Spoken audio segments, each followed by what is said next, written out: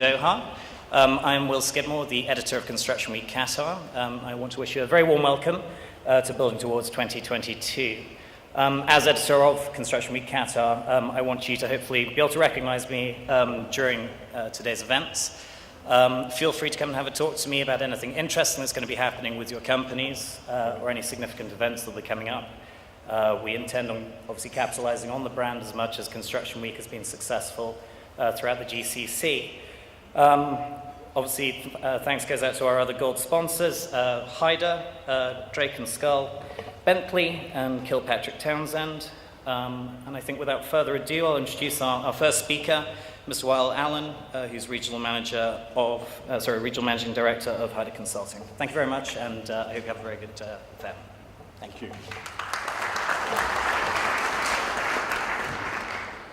Thank you, ladies and gentlemen, Sayyidati, Sadati. Assalamu alaikum wa rahmatullahi wa barakatuh. It's a great honor and a privilege to be the chairperson of today's conference.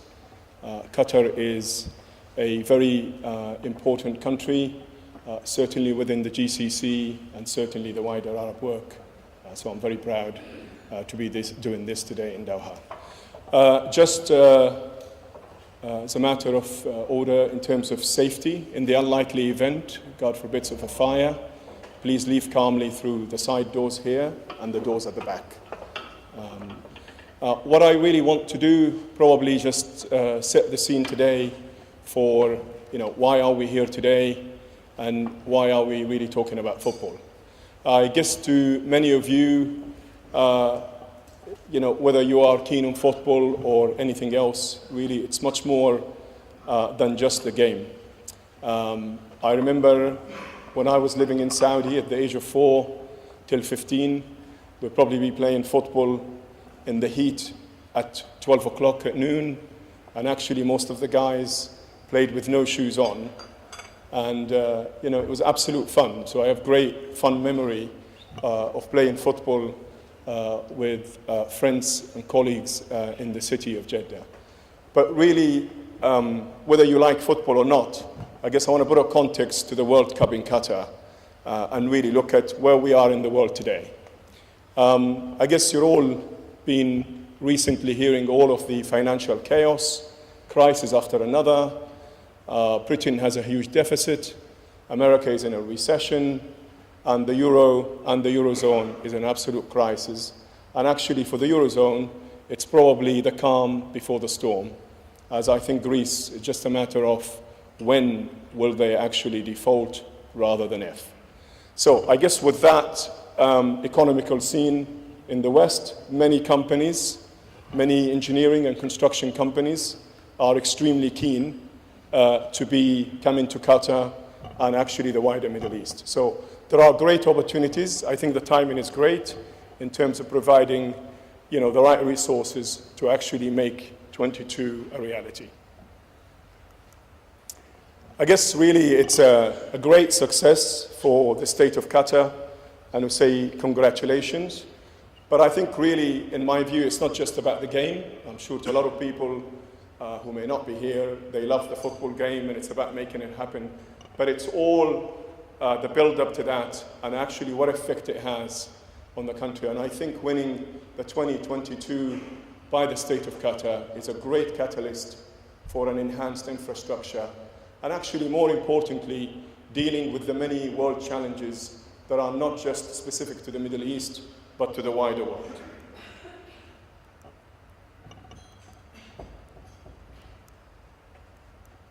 Yeah, I guess in terms of global challenge, do excuse this. I think this is done from the 1960s.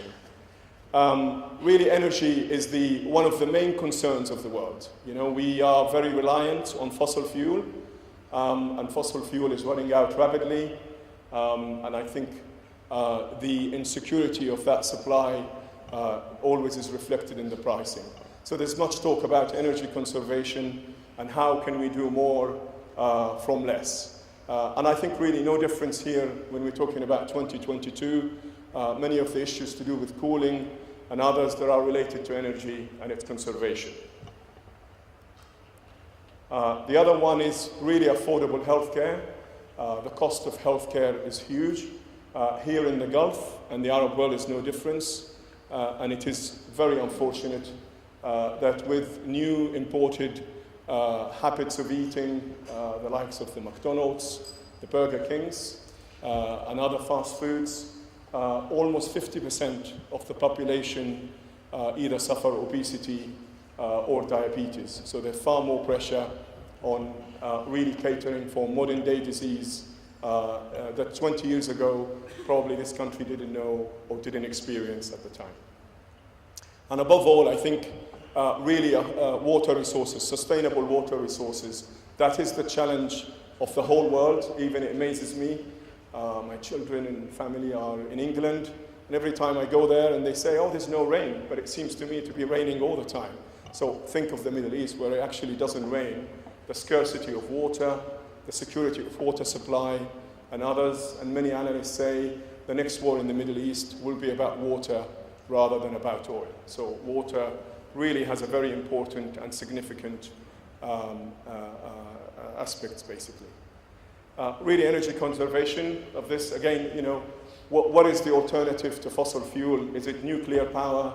Is it renewable energy? Is it whatever? And I think it's got to be a combination of all. I know Germany recently has decided to abandon nuclear energy. In my view, short-sighted. That's a personal view, not that of Haider, because I do believe nuclear energy has a place in terms of supplying a reliable source of energy that has a positive impact on the... and really renewables. I think we've talked a lot about renewable. I'm still quite skeptical of really, do we have a viable renewable source that could cater for the growing needs and demands in the Middle East and the developing world. And again, talking about affordable healthcare, you know, the US spends massive amount on, you know, my background is actually in pharmaceuticals and biotechnology, so I know how polarizing that issue is in the US, and I think it's the same here. Do you have private hospitals? Do you have nationalized hospitals? Do you have a combination of both? And how can you manage healthcare? You know, again, you know, in the old days, it used to be the strongest or the healthiest survive. Unfortunately, now I think it's the wealthiest, basically, survive. And, you know, sustainable water. Again, as I said, some parts of the world has plenty of water. So we're getting lots of floods in different places, and other places have really very little water. So it's getting that right balance, making sure there is a sustainable, viable way of consuming water, as the Middle East cannot go on building the desalination plant every year to cater for the increased demand. Really just sort of introduce significant events in Qatar. You know, Qatar is one of the oldest nations on earth, but I think in recent history, certainly Doha and the state of Qatar has transformed positively and has progressed tremendously. And I think in 2010 culminated in winning the World Cup, which actually I think is a positive for the country. Again, not in terms of playing football, but actually in terms of getting it to achieve its objective for 2030. So it's almost a positive catalyst for doing that. I've got some pictures here of old Qatar, just to remind you. So in the can't really see, I need new glasses, I think. 37, the image there is of people, men and women, young and old, pulling a rope to get water out of a well. It was in the 1937. Doha port in 1954, that was the new jetty, very key to the viability of the economy of the state of Qatar. There's some more images there. Now, I just want to actually pick on a quote by Her Highness Sheikh Hamza bin Nasser. You can read it yourselves. But what I really like about the cedar tree, you know, when I was a kid, I was quite a naughty kid. Used to run and climb those trees, actually. They had a beautiful, sweet fruit, and we were always chased by the guy who supposedly owned those trees. But actually, it's a symbol of perseverance, nourishment, the reward, I think, for us all to persevere and make sure that we achieve what we want. And actually, it does need determination and working towards perfection and trying to achieve a great World Cup. And I think we can only do that collectively through partnership and through good cooperation. Where does Qatar stand now? Qatar really has achieved great achievements recently. As you all know, of the broadcasting network Al Jazeera, one of the most prominent Arab TVs, both in the Arabic and the English medium. It is one of the Middle East political moderators in the region, making good contribution. Qatar Airways in 2011 has been selected as the airline of the year, and then it does have the world's second highest GDP per capita. So I think there's a lot of positive things in the state of Qatar, and I do truly believe that 2022 will give Qatar that momentum to accelerate and push forward. I guess we've heard so much issues about the World Cup. Could people play in the heat in the summer? As I said, I'm certainly used at a very young age of playing in noon with no shoes on at probably 45 degrees in the summer. And believe me, it's great fun.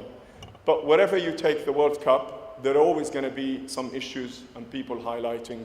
So from 1930s in Uruguay to 1962 in Chile and Mexico in 1970s, people were talking about, the challenges of playing at a very high altitude that puts some people at a disadvantage, etc., etc. But where there is will, there's a way. And I think really Qatar is no difference. And I think the issues of having it done in the summer with the heat will be overcome. In South Africa, there was a lot of concerns in 2010, building new stadiums. Will they be done on time? There was, of course, the issues of upgrading all the transportation, railways, network. It goes without saying, South Africa experienced high rate of crime, so there was the safety of the spectators as well as the players. But all of that, at the end, it was a great success, and I have no doubt that Qatar will also be a great success too. Now in 2014, it will go to Brazil, and Brazil, of course, really has its challenges, again, similar to South Africa in terms of high rate of crime, upgrading some of the airports to receive the spectators as well as the players. Really, I guess in terms of the stadiums, there are about 12 stadiums, I understand it. I have not been an expert. We have privilege today to have Professor Speer here, who will talk to us about some of the stadiums. But some have been remodeled and modernized, and there are about 12 stadiums, if I can get this to move. So I think without really saying any further, I think what does the World Cup do to Qatar? And I really, again, in summary, looking at it in the context of 2030 for Qatar's vision, I think the World Cup is a great catalyst for progress for the state of Qatar. And with that note, I would like to actually welcome Professor Speer here to the podium to give us a presentation on stadium design. Thank you.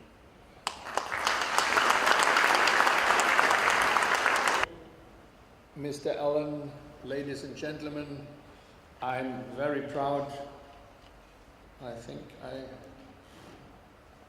This direction? You have to raise it up. Huh? No, this is not the first one.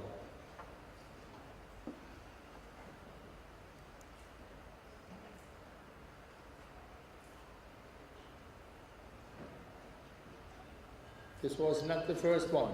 There we go. Here it is. Okay. Okay. Thank you very much. Ladies and gentlemen, I'm very proud to be here in Qatar today.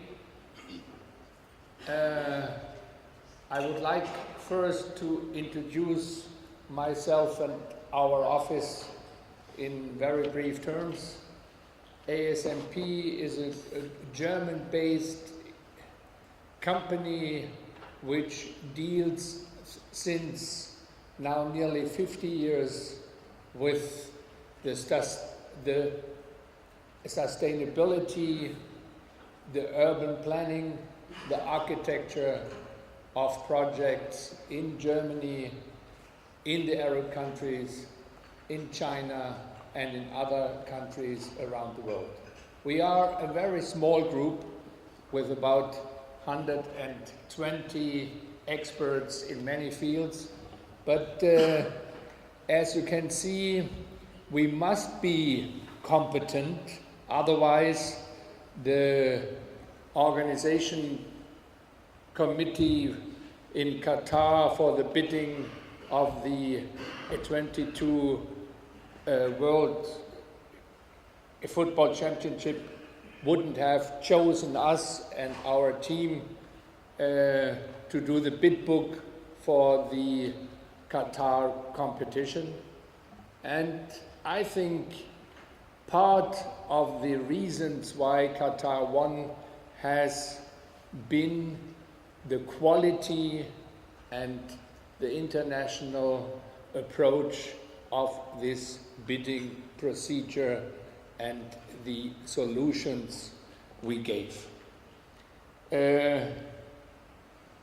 I'm very glad that I'm invited to give a short speech today, and I would like to start that the World Cup in 2020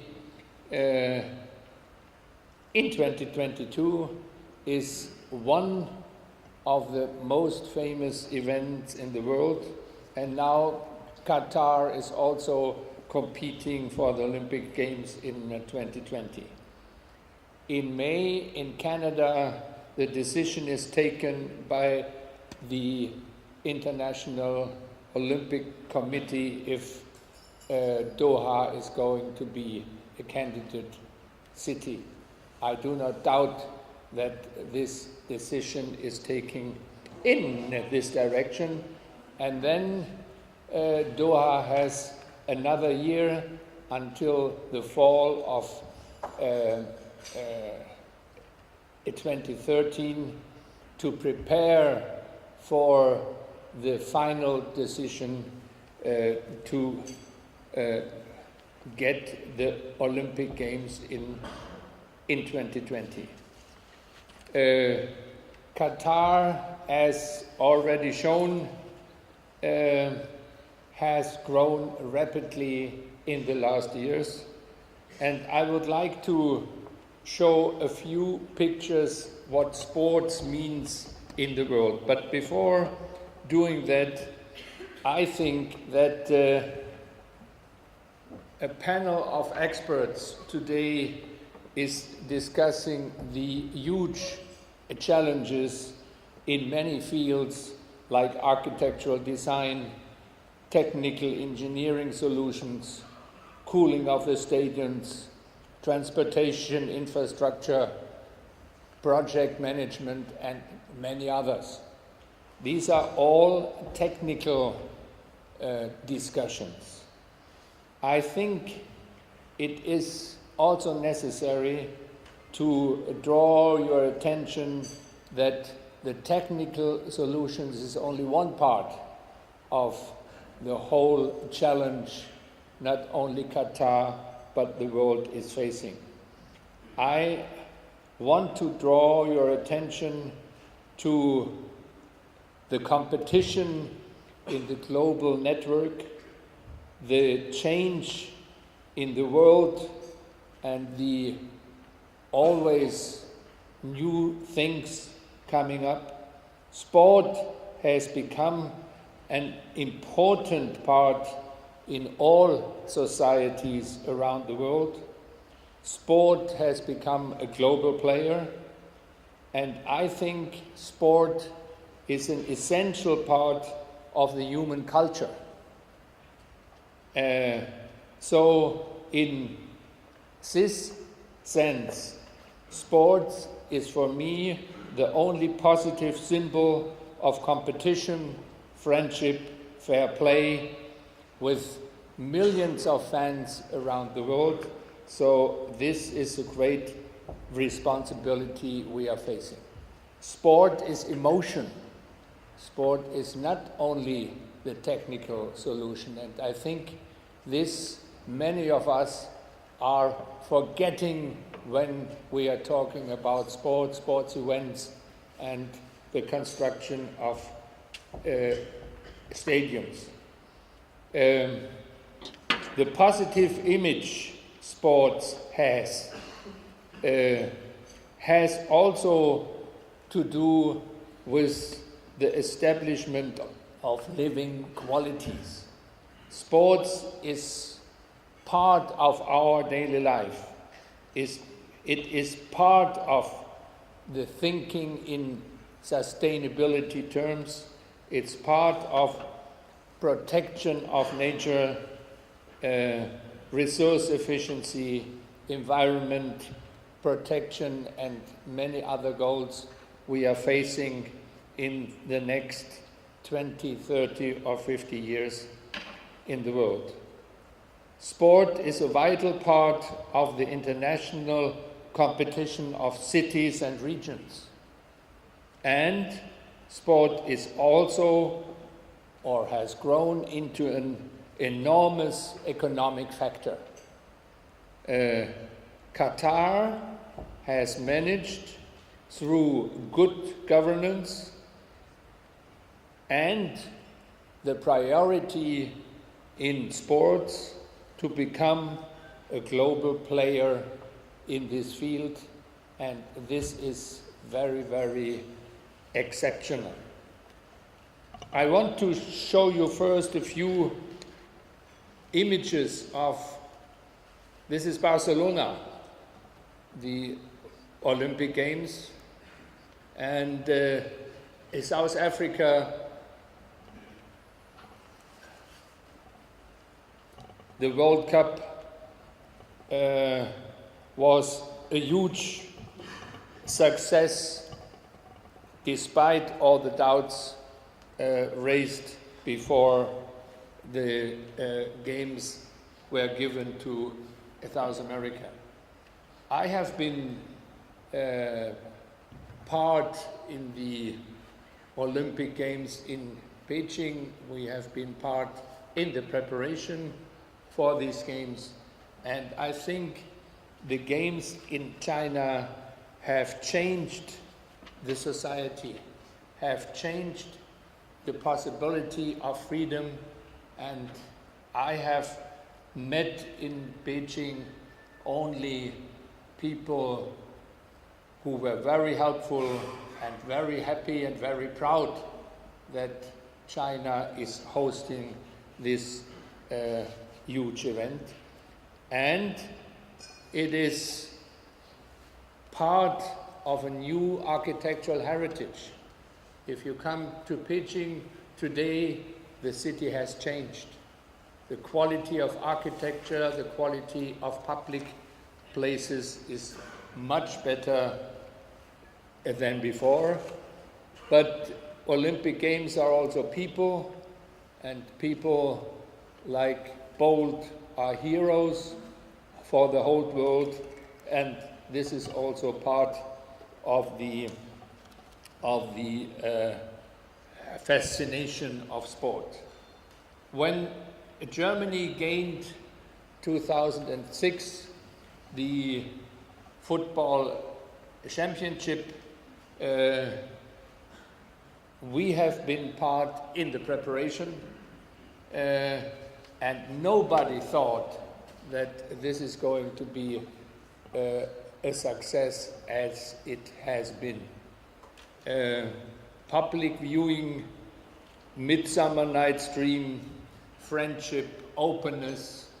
The Germans in the world are not really known for their openness and joy, but this event has changed the image of Germany to a very large extent. This is also Germany, and it's creating a long-term legacy for the benefit of the nation, which nobody expected to this extent.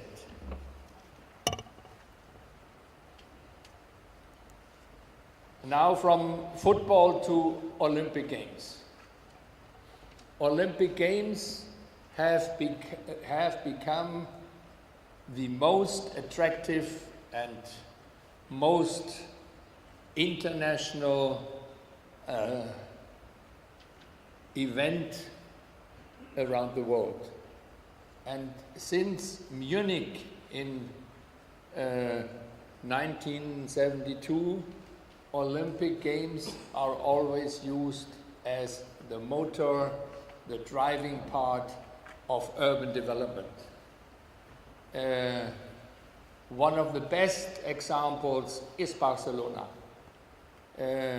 When you visit Barcelona today, then you see the Olympic Games have been used for the redevelopment of the city, regaining the approach to the sea,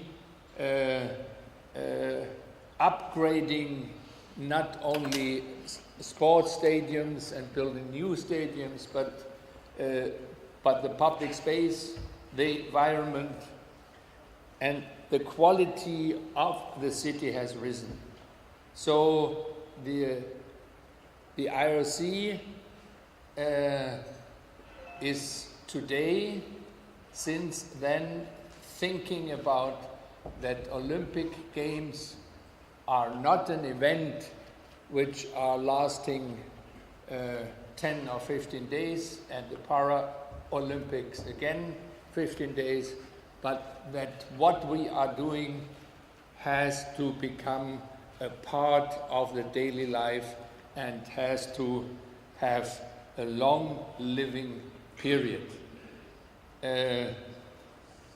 This means that through Olympic Games in many countries, the unthinkable is thinkable. The boundaries are gone because the image of Olympic Games is so high. There are no taboos, and the politic in every country needs fixed dates. Olympic plays you can't postpone for half a year. So everybody is bound to this fixed date, and this is very, very useful if changements in the cities are to be done. Barcelona and Munich are very, very good examples. If you go to Sydney, the example is in principle very good because the sustainability, the using of brownfield areas is positive. But if you go there today, large parts of the sports infrastructure is not really used or underused. So we have to think about that this is not happening in the future in our plans we have for Qatar. Germany, it's not only the fascination of the people and the fans, it's also the upgrading of the existing stadium infrastructure.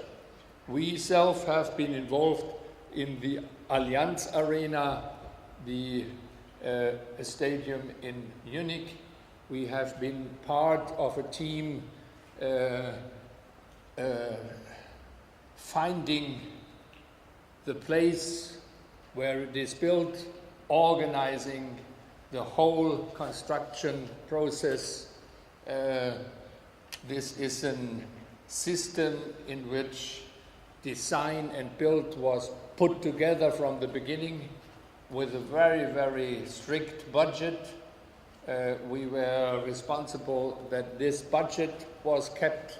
We did test designs for the stadiums and then invited a group of 12 international architects and construction firms to bid for the stadium. Even in a democratic country like Germany with all or very complicated regulations and law, we managed to design and build this stadium in 3.5 years. The stadium infrastructure in Germany approved in all cities. The cities gained, the environment in the cities gained, the public spaces gained. And the result is that much more people are using these investments and stadiums, the possibilities or some of the chances you see in this chart. So with sport, with sports infrastructure, the society is changing, the possibilities are growing, and the people get better living conditions. South Africa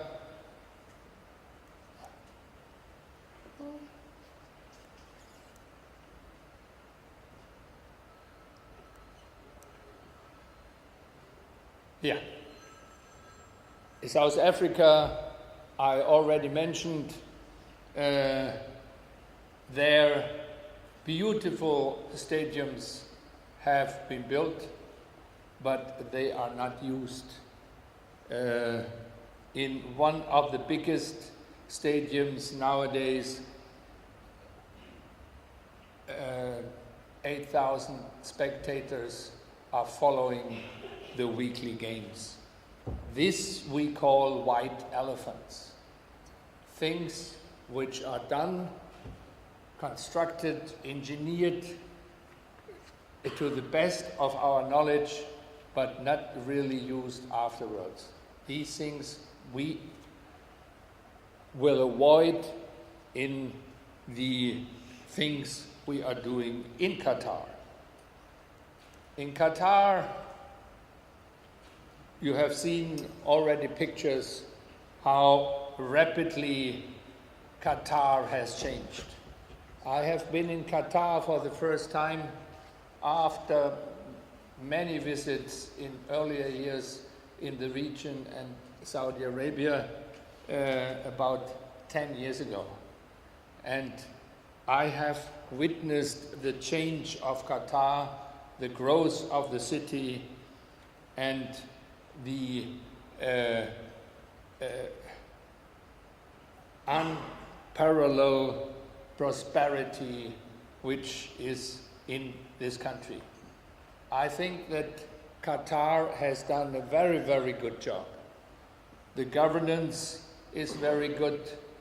The human scale was kept, which I can't say with all the projects or some of the projects in the neighborhood of Qatar in the Gulf area. I think that Qatar is on a very, very good way into a bright future.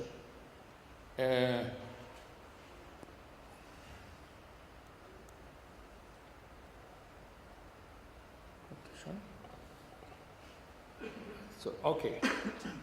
Only a few pictures how Qatar is looking today.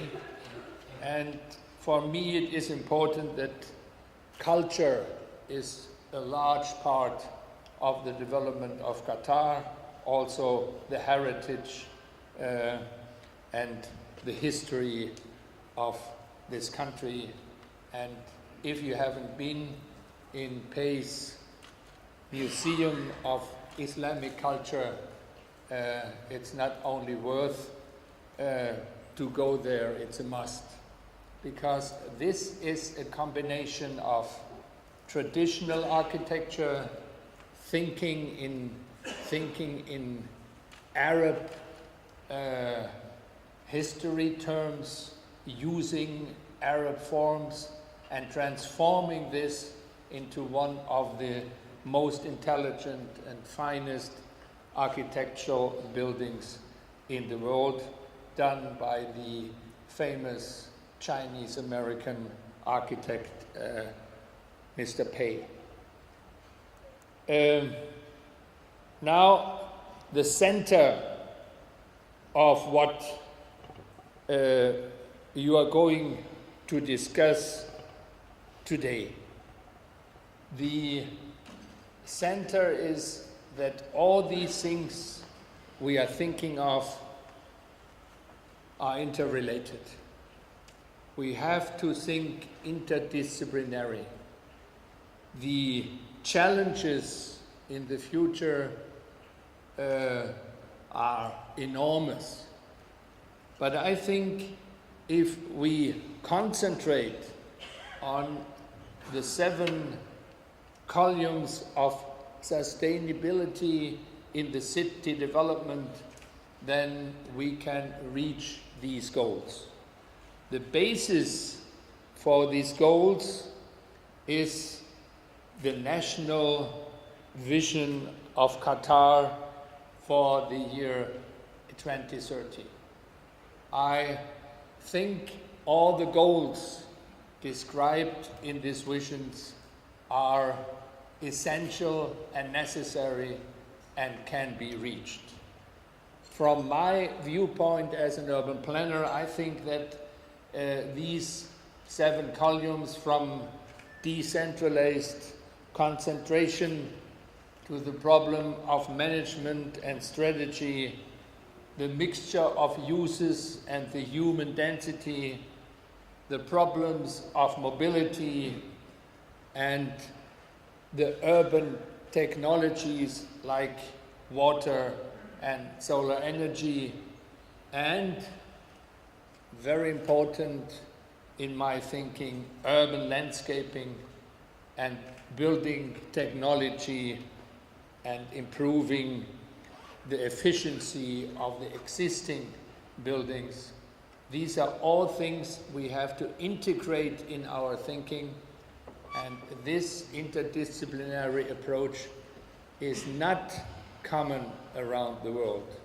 It's not common in Germany or in China or in other countries, and this is another challenge, intellectual challenge, not a technical challenge, but I think it's very important that we always keep social and economic conditions in balance. The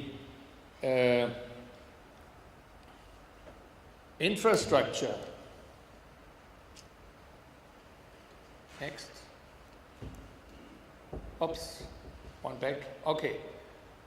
The infrastructure, the public transport system is one of the biggest challenges of all. Because in the next 10 years, in the next 8 years, about 100 kilometers of a functioning subway system has to be built. And you will hear more today about these problems and challenges. And this is very closely related with sports and the event of Olympic Games or the football championship, because the movement of people to the stadiums and the environment around the stadiums are very important, and all these things are part of the general improvement and development of Qatar's infrastructure. At the same time, I think that not only the technical infrastructure is important, but again, emotion is important, that the environment of these infrastructural things are for the people and acceptable to the people. The stadiums.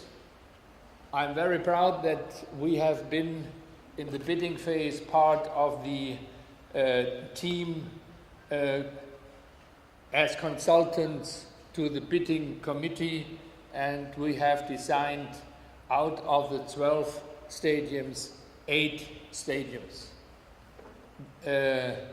These 8 stadiums have been published worldwide to a very large extent. And I think rightly so, because our approach to the design of these stadiums was again related to emotion. We wanted to have stadiums that are Qatari stadiums, that have the image of the country, of the environment, of the history. So one is looking like a dhow, one is looking like a shell, others are playing with the colors of the host countries. And I think that in the ongoing discussion, these essentials of constructing and having stadiums which are Qatari stadiums and which are stadiums which are coming out of the thinking of the people and the history and the heritage of the Gulf area is one of the biggest issue, and I think it's not so easy to keep these images in the ongoing discussion of design, construction, solar energy powered stations.